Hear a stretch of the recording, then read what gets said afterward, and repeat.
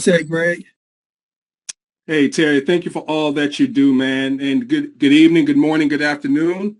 Obviously, it depends on where you're chiming in from. I want to welcome all of our newest members to our Saturday locker room. This is one of my most favorite meetings to have because we get to come together as a global community and talk about a variety of different things. To all the newest members, we're very, very passionate about what it is that we do. And so when we come together in these meetings, what we tend to do is we talk about a variety of different things relative to business, right? Relative to leadership development. We're also big on increasing people's financial literacy, if you will. And we also like to talk about how this project fits into the global scheme of everything. You guys hear me talk about the tip of the spear, the great wealth transfer, and all those things. And I say this unbiasedly. In fact, and I'm going to ask a question here in just a moment. This is by far the greatest business project on the face of planet Earth today. And my goal today is to really help you guys understand that. I want to just talk about from this perspective. Last night, we had the ministers and clergy meeting, which was phenomenal. I want to give a big thanks to Pastor Stack, Bishop Garnett, Bridget Copeland-Harris, Reverend Thomas, and things of that nature. There's a great leadership in our community, okay, and tremendous people that's attracted to what it is that we do, people that have a real good heart for people. They don't just see dollar signs on people's foreheads. But one of the things I walked away from is that there's some people that they come and they look at a presentation and they're looking, but they're not seeing, okay? And it's not like the information is not being delivered.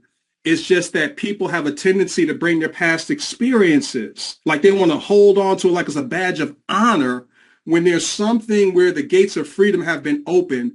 And so today I'm going to really help all of our members really begin to embrace what we have our hands on, to understand it foundationally, because it can't be a central point of influence.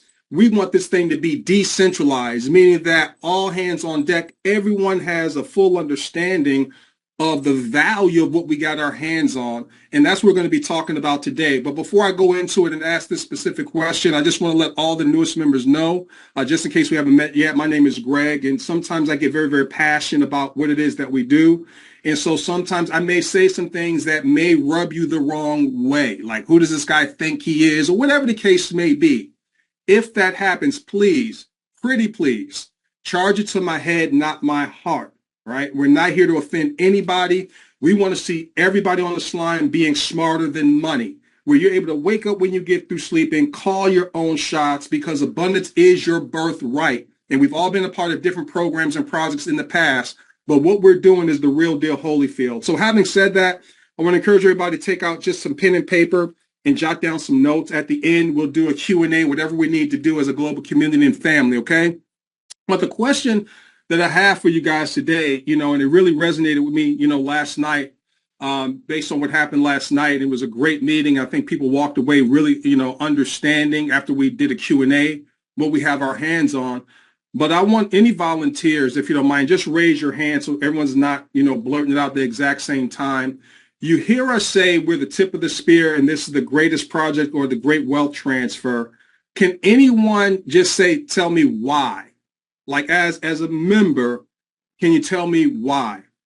I know. Gary, by the way, man, that beard action you got going on, man, it's a 10, brother. You're looking good. You really are looking good with that. I love it.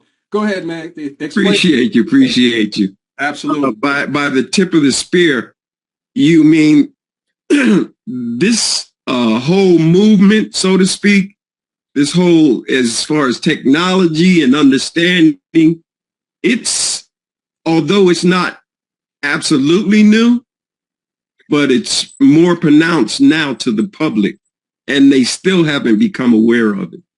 That's my interpretation of it. Okay. So let me ask you this more specifically. What makes our project, what makes it the best, the great wealth transfer, in your opinion? In my opinion, it's grabbing back your freedom, grabbing back your control of your life and time. Okay, fantastic. Thank you for that. Appreciate that. Linda, what say you? Good morning, Greg. I say that It is a movement that's never happened before for all people to have access to wealth if they choose. And it's the easiest wallet that I've seen access to. And it's changing the potential consciousness of our world by empowering people to their own self-responsibility and freedom. Thank you for that. Great answer. Great answer. D. Ford, what say you? Well, I just say what we're doing is the tip of the spear, just based on how I view what we are in terms of us being on the blockchain. I liken it to, as you know, humans come into the earth, they have to come in through the womb. We are the womb that everybody has to pass through in order to come into this digital world ecosystem. And think about it, everybody having to come through the womb, they have to do that in order to even enter to the world. So we are like the womb to the blockchain. And as everybody's coming through the womb of this ecosystem, it's scaling everybody to unavoidable residual cash flow. So that's how I look at us being the tip of the spear. No one else can offer that. Us coming into the blockchain, being able to, with 2 steps, receive residual cash flow like we do. So that's my whole take. I give it back to you. I appreciate that. We're going to go with a few more, and then we're going to dive into it. M. Vic, how are you? I apologize, I don't know your name, but how are you? What say you? This is Mardia. How are Hey, you? Mardia. How are you? Good to see you. Yeah, I just want to say I think being the owner of our own bank, Mm-hmm. that's yeah, that's a great asset. Absolutely. Thank you for that. That's just my opinion. Fantastic. Thank you for that. Being the owner of your own bank. Okay, fantastic. And we find it here on this platform. Yeah, absolutely. Hey, Jazzy, how are you? What say you? Fantastic. Thank you. I think the great wealth transfer and the tip of the spear means that it's an opportunity for people who had never thought that they could ever be rich. And that rich people were only ones who are going to ever make that kind of money. And that was never, ever a possibility for me. And now it's there for you, and I can do it. Oh my God, I can be rich like those rich people over there. They're not over there anymore. They're right here. Fantastic. I love it. Thank you so much for that. We're going to go with we'll go with 2 more, and then we're going to wrap it up because we want to dive into this. Rhonda, what say you? Thank you, Jazzy. Our brother Greg, oh my goodness. This gives us the opportunity to do what has never been done the correct way, and that's group economics. We have the opportunity to grow together, to help one another, and to be all that our hearts have ever desired collectively. We now have the opportunity, what has never been offered to us to do on a worldwide scale together. Absolutely. Thank you, Greg. Thank you so much. I appreciate that. Absolutely. One last one, and then Tammy, please hold that and that, because and everyone else, I always love to hear from everybody in the community. We'll do it at the end. Hey, Barbara, how are you? Unmute yourself there. Hey, these excellent. Everything's perfect. One thing that really jumps out for me is community. Everyone here helping everyone, and then the level of heart. It's absolutely precious and beautiful. Absolutely. Thank you. And you're precious and beautiful as well. Thank you so much. Absolutely. Thanks for being a part of the community. Well, team, I thank you for, doing that, because I don't like to get on here and just be, talking. I love the interaction that we have. And it's important to me that we have that, because we live in a decentralized environment. And the reason why I asked you that question is because today I want you guys to really, everyone to walk away with this understanding and knowing in your heart and in your soul, because people will look at this and we have to be able to differentiate ourselves from everything else out there. Because some of the things that we just shared, people will say, well, I have that with my particular project and what I do, or whatever the case may be. But this is a totally different animal. And I'm going to start off why we say that it's the tip of the spear in the great wealth transfer. It's all because of blockchain. And I'm going to help you guys understand what I mean by that. And I'm not going to go deep in the weeds, but it's so important that you understand. One of the biggest issues that we have in our global economy is the whole concept of money creation, right? How money is created. Let me go to this view here real quick. How money is created, all right? Most people don't understand it. And I'm going to, do some pregnant pauses so that we can really marinate on some of the things that I'm going to share with you so that you can digest it. Sometimes we go so fast that we're saying things that can give revelation to a person. And we go over it and we go on to the next thing. But there's going to be some things today I want to really have the pregnant pause so that you can digest it and own it. And it's going to give you even more clarity. So when you're out here building your business, the good opinions of other people won't affect you whatsoever. I promise you that. When you understand money creation, see, we give away blood, sweat, and tears. We exchange time for money in order to get a paycheck. But banks and their business model, they're the tip of the spear of everything in the economy. Nothing shakes and moves without a bank giving out a loan. Understand that, right? So we're being our own bank. So what banks do, fundamentally, right, they take our deposits, they own that, they have custody of that. So now they are able to loan that out without our permission through a concept called fractional reserve lending. That's something that you can look at, write that down in your own free time when you're looking to galvanize your belief. Do your own due diligence on that, okay? And so that means they're able to just loan out 10 times or more of what they have on deposit. And so essentially what they're able to do, this is the privilege of a bank, is that they're able to lend out and create money out of thin air. That's the magic trick. See, when you learn what the magician knows, it's no longer magic. Now, let's pause there for a moment. Because people have a tendency to think that, people ask us what we're doing legal and everything like that. One of the things that we have to do is not just assume that if something is legal, that it's moral and or ethical. It doesn't mean it's moral or ethical simply because another man or group of people said it's legal, right? It's not ethical to take our money and then create more money that didn't exist out of thin air, and then on top of that, charge interest. Does that make sense?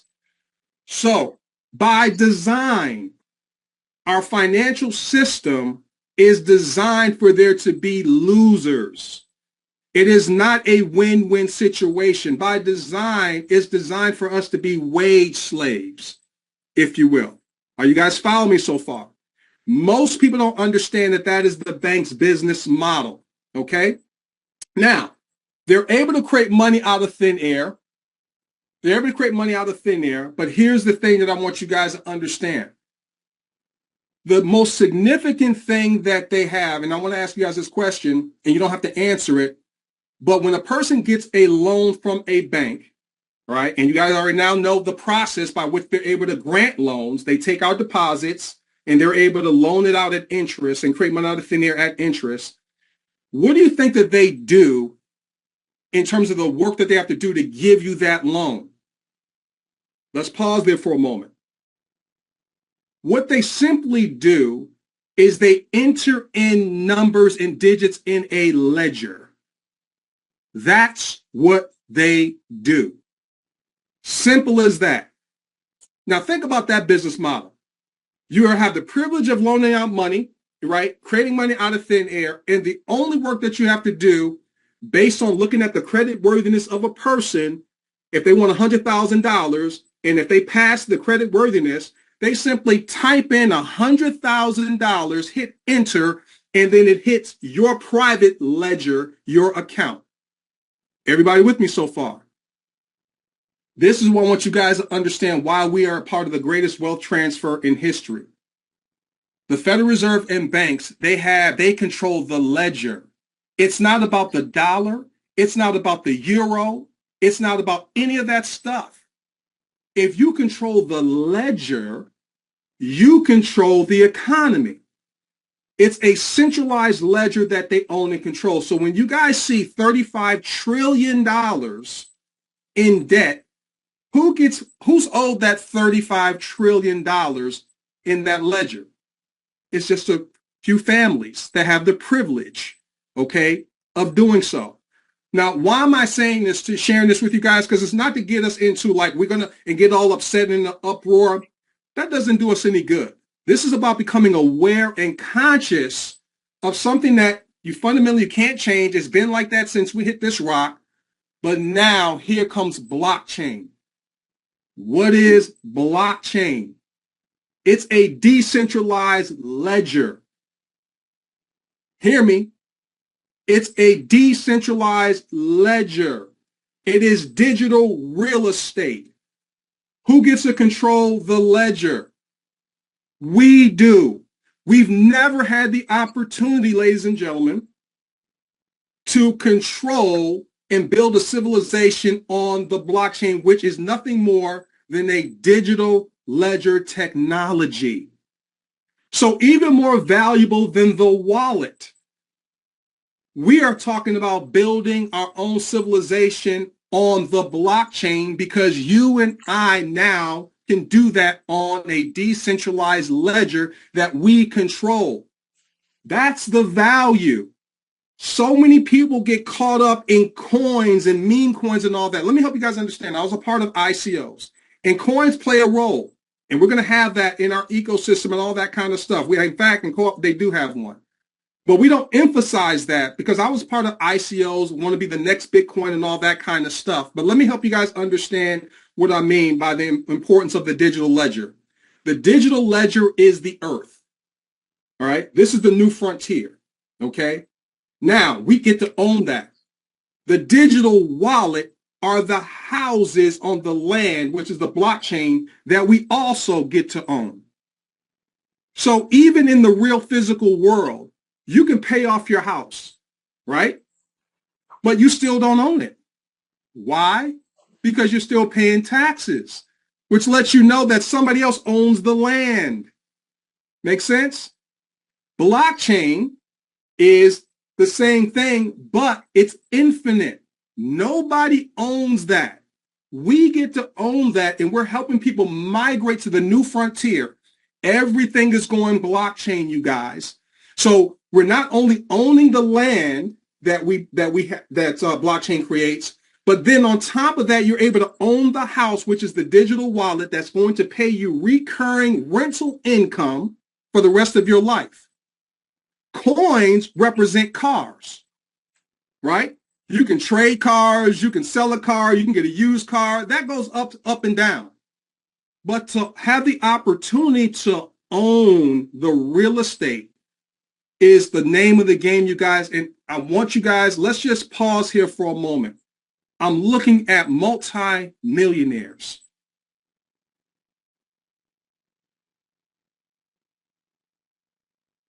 What we're offering people is the opportunity to own the real estate, to own the houses, and then to eventually buy any car that we want, any coin. I got Bitcoin. I got Ethereum. I can buy any coin, right? Those are up and down and all around. But to have ownership is what we've never had the opportunity to do when it comes to finances and money. So everything is going to be tokenized on the blockchain. Everyone's going to have a digital twin on the blockchain.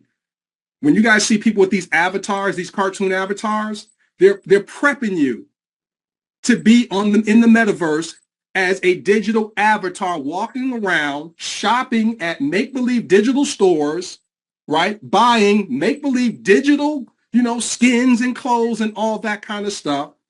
They want to put those goggles on you, and they want you to own nothing and be happy, right? So I wanted to set the stage there to help you guys understand that when we say tip of the spear, we mean the tippity tip of the spear. It's not about crypto. It's all about blockchain technology and the people and communities that understand that they're going to be able to build their own civilization because the blockchain is public.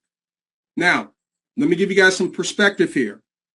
The banks understand that. When Bitcoin came out, they was like, oh, it's play money. People won't wrap their mind around it.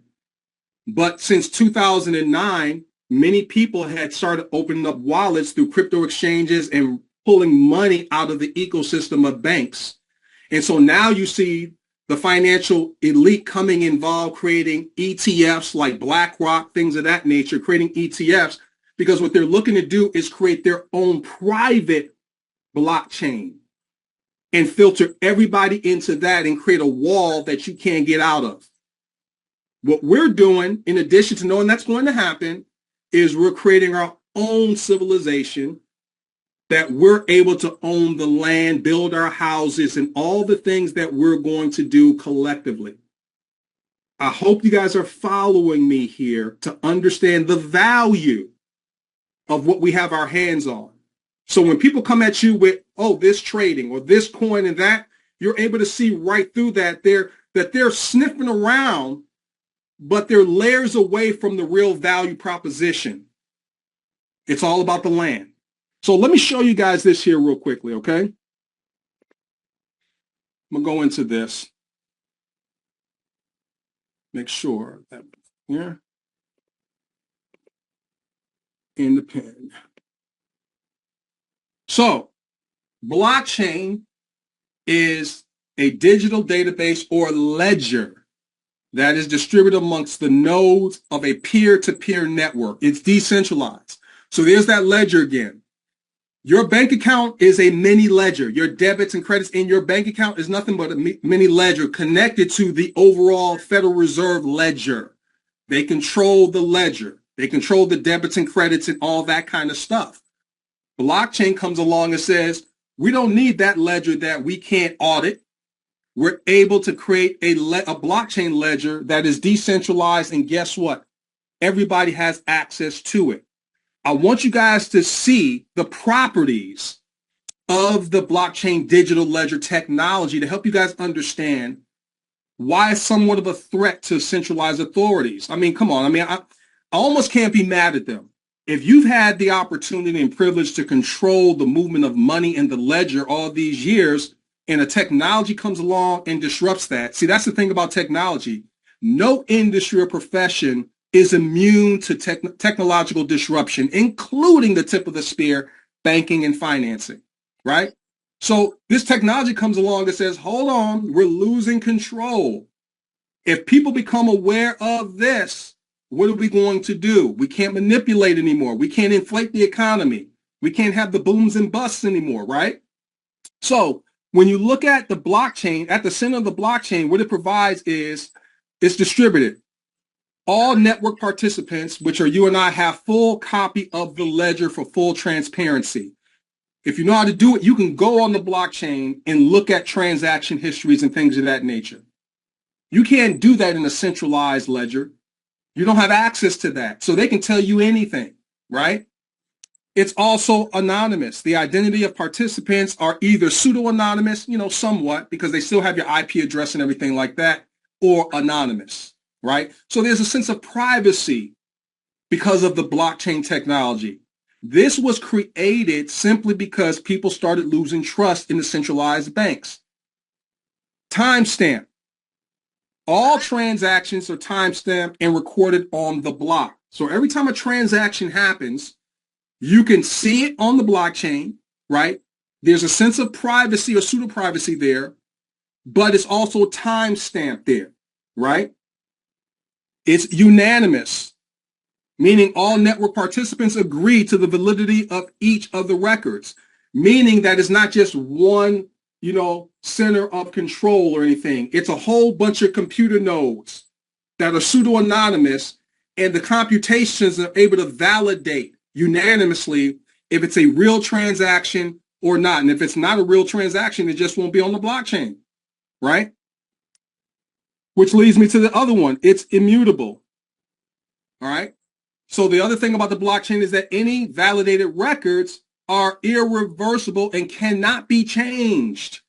So one transaction, once it happens and another transaction comes about, it gets chained to the previous transactions and everything that happened before it. And it's an open ledger that everyone has access to on the blockchain. So it's trustless. You don't have to trust a third party. That's the value of the blockchain. Everyone has access to it. The validations is based on consensus. All right. So it's trustless. It's there. Okay.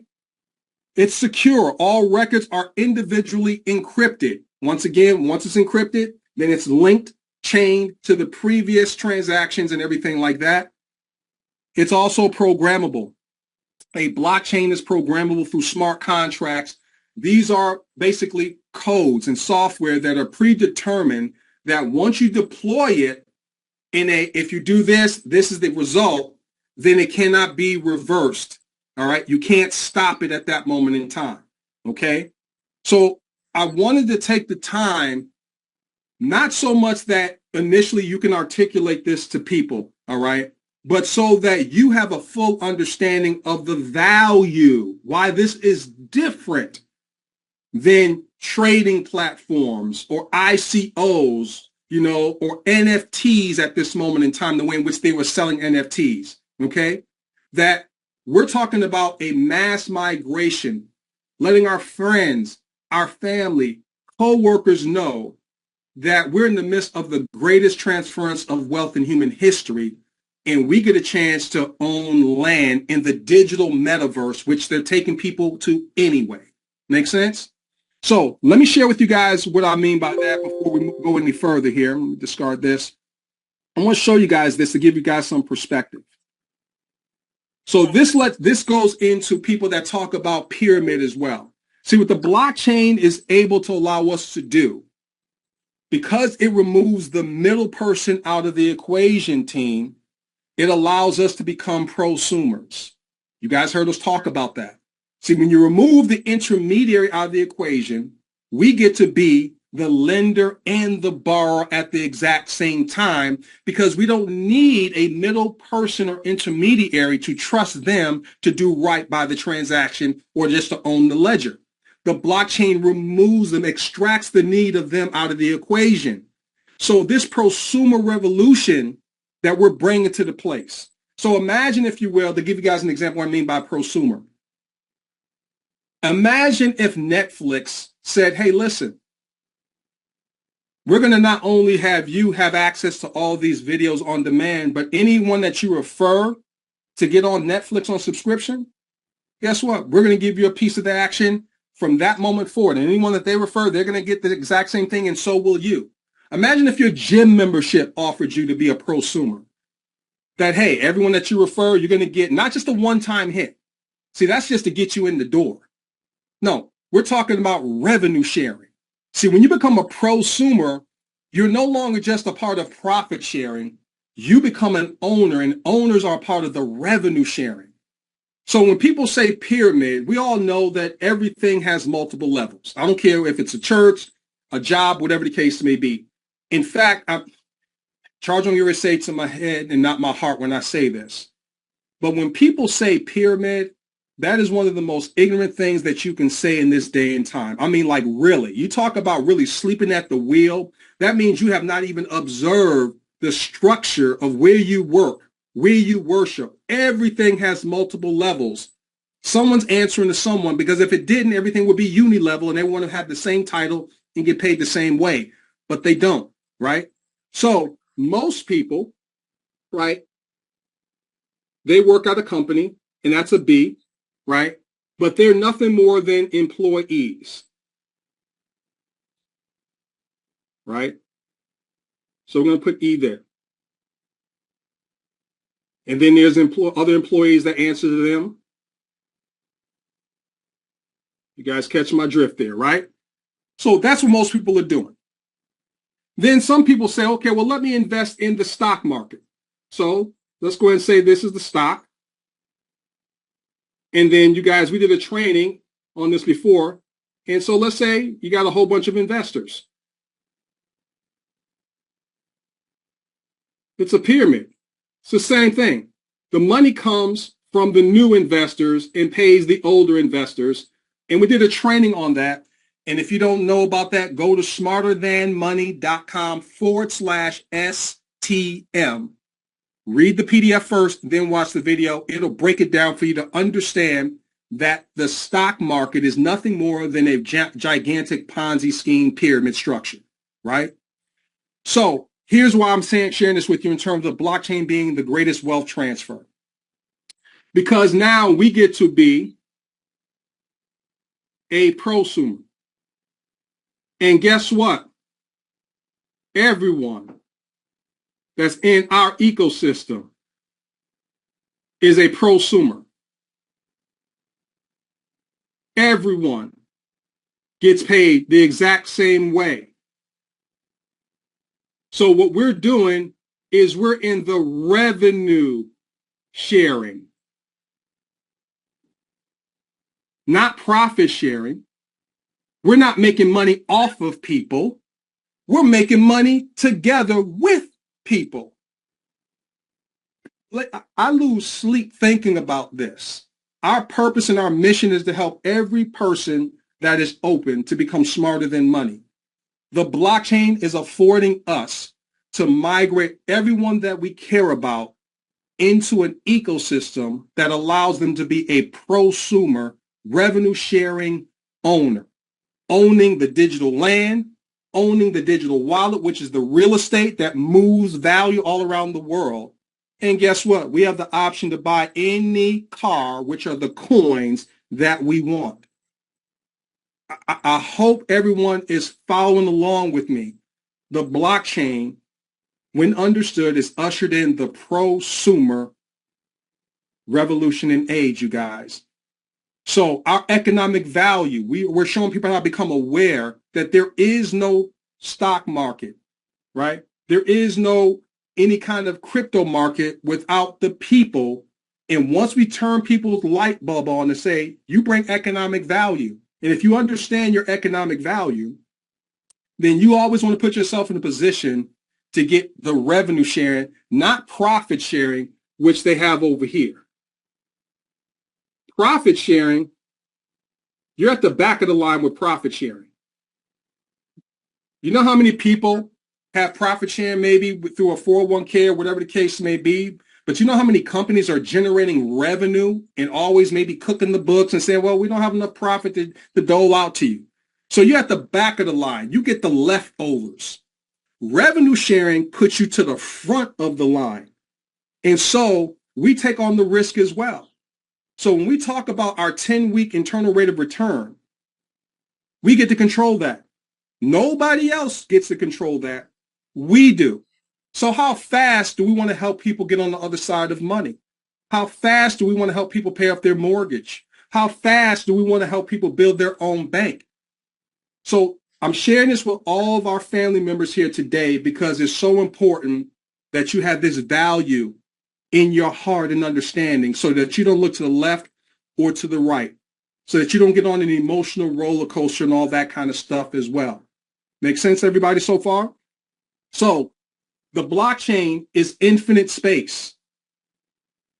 The physical world that we live in, it's finite, okay? So and the reason why I say that is, and let me stop my screen share here real quickly because I want to see you guys. And the reason why I'm sharing this with you guys is because when you understand that the blockchain is infinite and the digital world is infinite, then there is no such thing as scarcity. With our Mobius loop infrastructure, everybody can win here. Imagine walking around with somebody, with people, and you're out and about in the mall and saying, hey, you're taking up too much air. Save me some, right? We don't do that. It's the same thing when it comes to money. They're able to make it out of thin air. They just put it in, put it into the computer screen. So there's no such thing as scarcity, you guys. Only reason why people think in terms of scarcity is because they control the flow of money, because they control the ledger. They control the booms and busts.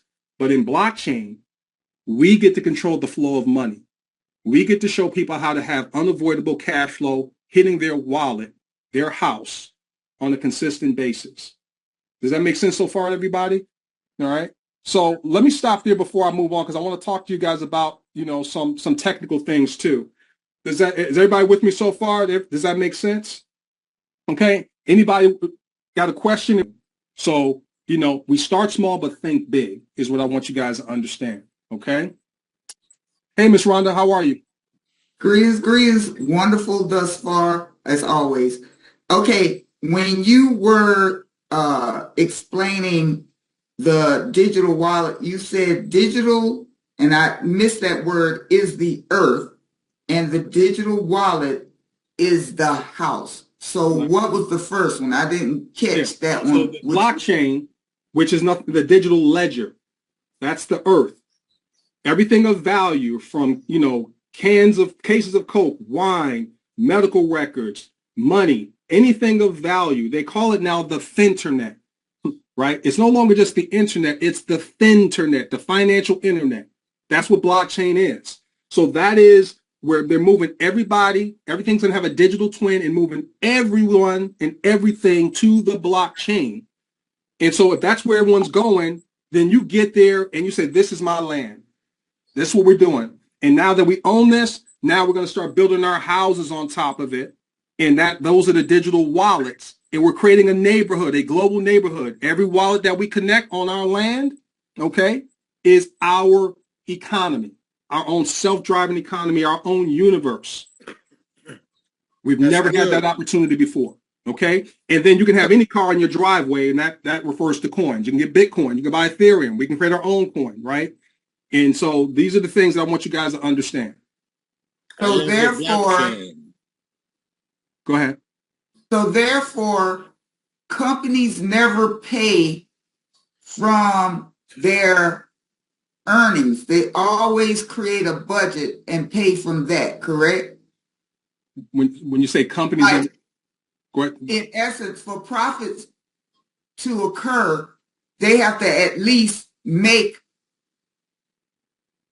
out. Yeah. And the profit is the overage. Absolutely. So what they say. So they would create like a specific budget and put whatever they want in that budget, and then give it to the people. I'm thinking basically about like companies when, they say, well, we can't give you overtime because we don't have the budget for it. Or we can't pay you this because we don't have the budget for it. Right. So that's what I was. Revenue. That's speaking to the revenue that's coming in because they got overhead to pay. They still owe banks and all that. So all that stuff they have to take into consideration. Remember, you guys, words talk, numbers scream. So you may not know their numbers, but their numbers is telling them that we don't have enough revenue to have enough overflow to put in the bucket of profit sharing to give you a piece of it. So that's why I'm saying you're at the end of the line in that regard. In our environment, we are at the front of the line that everything that comes in, so we have a great month, great for everybody. If we don't have a great month, we have to experience that as well. I would rather be in that environment with a global community of like-minded individuals that understand that we get to control how big and how fast this thing grows, you guys. It's not complicated. It's just understanding the magic trick. When you understand what the magician, you learn what the magician does, then it's no longer magic. That's how banks make money. Now they're no longer needed because of blockchain. Make sense? Thank you. Yes. My pleasure. Mary Gibbs, how you doing? I'm great, Greg. Thank you. Excellent presentation. Everything is nice and smooth. Can you put the slide back up where you did the whiteboard? This is where you're showing the no stock market, not that one, the one where you actually drew on the whiteboard. That one. I was getting a bit confused here because I was thinking, well, they both look the same. They both look the same and they look like pyramids. And I was thinking that the revenue sharing should have the PS on the bottom, and then they branch out from the bottom, so it shows. Yeah, it's not like a pyramid, but as you kept explaining, it became more clear to me. Right. Where you're saying the profit sharing are the banks and the stock market, but the prosumers are revenue sharing. Absolutely. So in this environment, and the only reason why I did it this way, to be honest with you, is just for people that say pyramid. Let's go ahead and say it is a pyramid, right? Let's say what we're doing is a pyramid. But let's compare our pyramid to the stock market pyramid or a employer's pyramid. But we know that when it comes to revenue sharing, it's this. Because all the revenue that comes in goes up through the prosumers. In this environment, it's top down because the revenue comes to the top first. Then they dole out. You say, oh, you only think you're worth $60,000? Okay, we give you $60,000. Oh, you said you are lower management? Okay, $30,000. Okay, you do this, here's $15,000, right? And you don't have any concept of how much revenue is coming into them. But because it's top down and centrally controlled, they get to dictate the flow of money in both of these scenarios of the business and the stock market. In the prosumer revolution, it's bottom up, you guys. Are you following me, Mary, so far? Yes. Okay, fantastic. Yeah. Let me go here real quickly, and then I'm going to entertain the other questions that people have. So you guys see this. I talk about FinTernet infrastructure. What we're doing, you guys, is when you guys see here, we're doing three things combined. People say, well, what's the product? You guys need to understand that products, because we're moving into a digital realm, we're no longer in the industrial age. We have to evolve. People's thinking has to evolve, right? We don't make stuff anymore. That's been outsourced. All right. So we live now in the digital realm, financialization. So a SaaS and a BaaS, what that stands for is software as a service, right? Software as a service. So what is that? I'll give you an example. Dropbox is software as a service. Anyone use Canva? That's software as a service. It's not a physical product. It's just a software that people pay a subscription to, and they provide that service. It's not a physical product. BaaS is blockchain as a service. So we're utilizing software and blockchain as a service. We are the network. We're using our social capital and trust connected to that. And we're creating our own marketplace, you guys, where we're able to transact amongst multiple buyers and sellers. Because phase 2 and 3 and everything like that, trust me, we're going to be able to track merchants and do other incredible things because we're creating our own financial infrastructure and civilization on the blockchain. Make sense? And that's where we're in the middle of that. So I wanted to share that with you guys so you guys understand the value of what we have our hands on. So you guys can look up what SaaSes are if you want to. So that when people say, well, there's no physical product, they're stuck in the time warp of the industrial age, right? They haven't evolved and adapted to the new way of doing things, right? It's software as a service, blockchain as a service. We provide, and we're connecting our network, our social capital and trust, and we're creating our own marketplace, utilizing the greatest transference of wealth in human history. Let me go ahead and show you guys this last video, and then I want to talk about something else that's very, very important as well. So let me move this out of the way. I played this before, but I want to play it again because I love what this guy says here.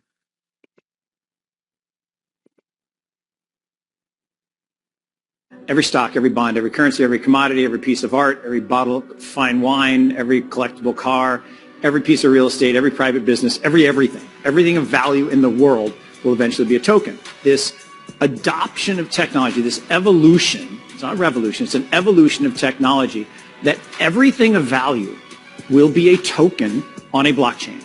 It's literally a line item on a public ledger. Everything of value will be that. And every transaction of value will happen in digital assets. We don't need the pieces of paper. Wipe out all of DTCC, which processes $1.8 quadrillion a year.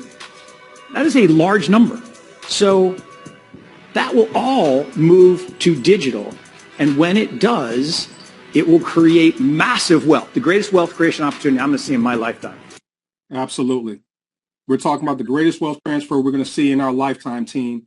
And that's what I really wanted you guys to understand today. And so you don't have to look to the left or to the right any longer. Really hunker down. Some of you may be experiencing, well, it's moving slow for me. And when that happens, then when you get the shiny object syndrome. The moment it gets slow, it's like, oh, this don't work. No, you don't work quite yet. You have to evolve and stay plugged in and all that kind of stuff. And then it's going to, and when it happens, it's going to start popping like popcorn for you, because you're going to be that beacon of light for people that this person knows what they're talking about. They can lead me. Make sense so far? Okay. Let me go ahead and deal with, talk to Sananda real quick. I know she has a question, raise her hand. And then I want to do the last thing that I want to share with you guys in terms of building your business. This is very important as well. Hey, Sananda, how are you? I'm good. Thank you so much. Ray, could you show the very first slide that defined the blockchain? Sure. And the other thing is, I recognize I'm going to have to listen to this again and again to have it really sink in. Mm-hmm. Okay. Let me do this. It's going to be better to do it this way if I can.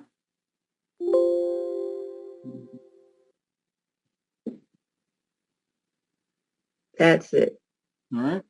Thank you. My pleasure. Okay. So now what I want to do, you guys, I want to talk to you guys about something from a building standpoint. There's something, and I've gone over this before, but I want to go over it again. And I want to talk to you guys about the power of edification. Okay. Because if you're new to the space and you've been a part of different projects before, all right, or you're working with a coworker, a family member, they know your strengths, but they also know your weaknesses.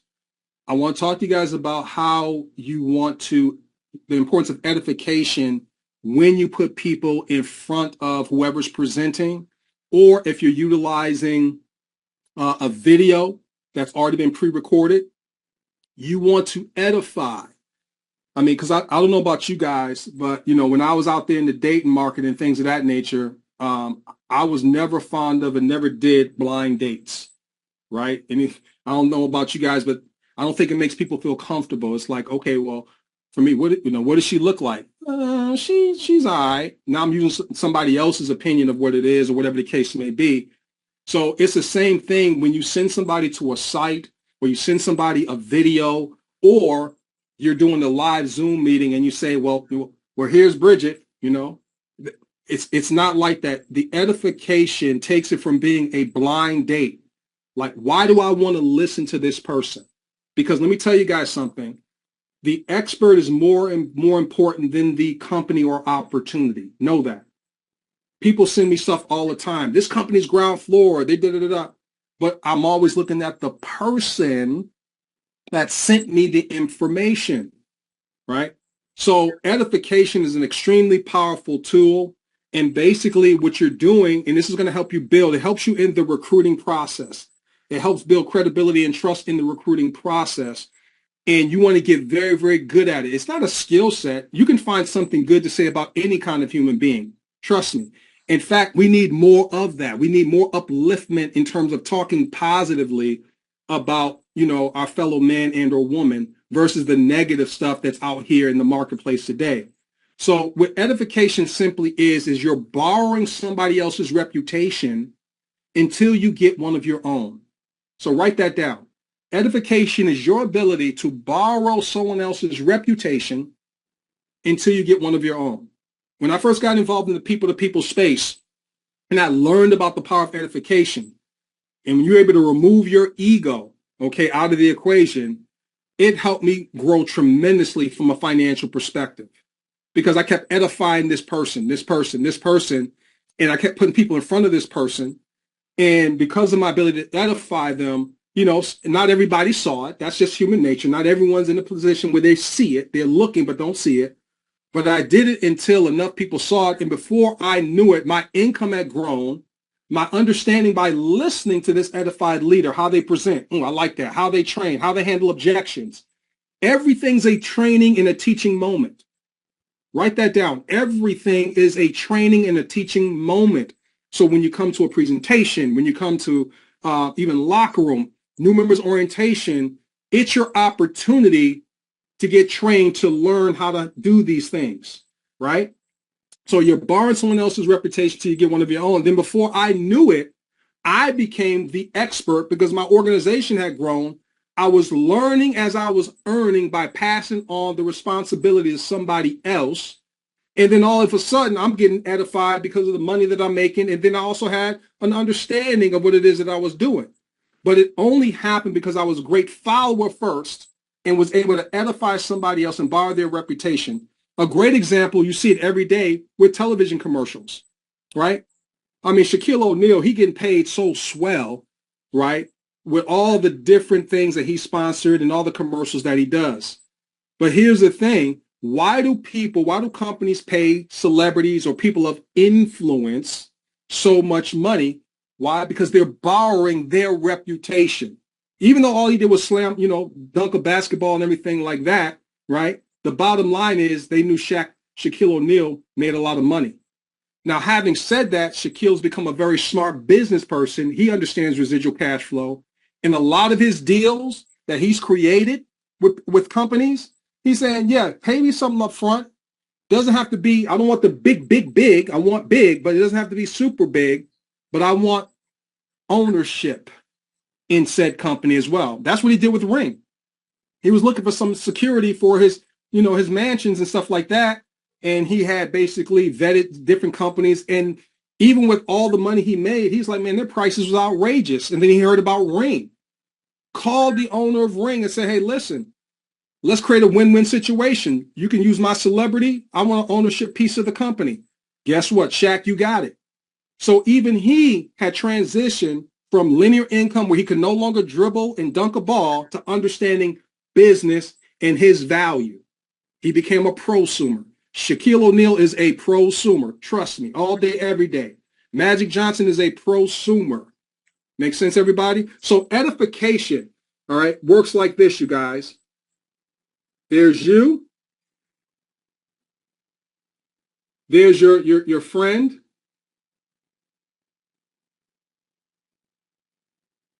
And then there's the expert, right? So between you and your friend, there's trust there, right? So there's trust between you two. But there's no necessary respect for your business acumen, right? So the only reason why you have a friend, someone that you can talk to and everything, is because they trust you. You welcome into their home, you go into their home, things of that nature. But they know what you do for a living, so they may not respect your business acumen. That's why it's important to have an expert. Make sense? So what you want to do is you want to edify, not edify, an expert, whether it's via video, whether you're doing a strategic partnership meeting and you're hosting it, always before you invite the presenter, you want to edify them so good. It's going to put money in your pocket because if you edify properly, people will listen to Bozo the Clown if you edify properly. Make sense? And then what happens if you edify properly, what ends up happening, your friend has the respect that they don't necessarily give you from a business perspective, but they have now respect for the expert so that when they begin to talk, they're going to be on the edge of their seat listening to what it is that they're saying. So I'm going over this because a lot of people, they're in the people-to-people space, but they don't really understand the power that every time you have an opportunity to edify, do it. And then the speaker, thank you so much. And then the speaker then returns edification. Thank you. Okay. So let me give you some things. Write down this. I'm going to give you some things that you want to do, which you want to mention. You want to mention the character strengths. all right, when you're edifying somebody. So let's just say this. You want to talk about humble,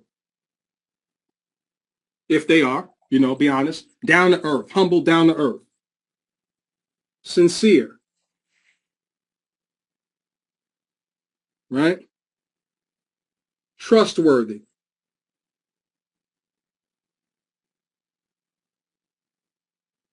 Okay.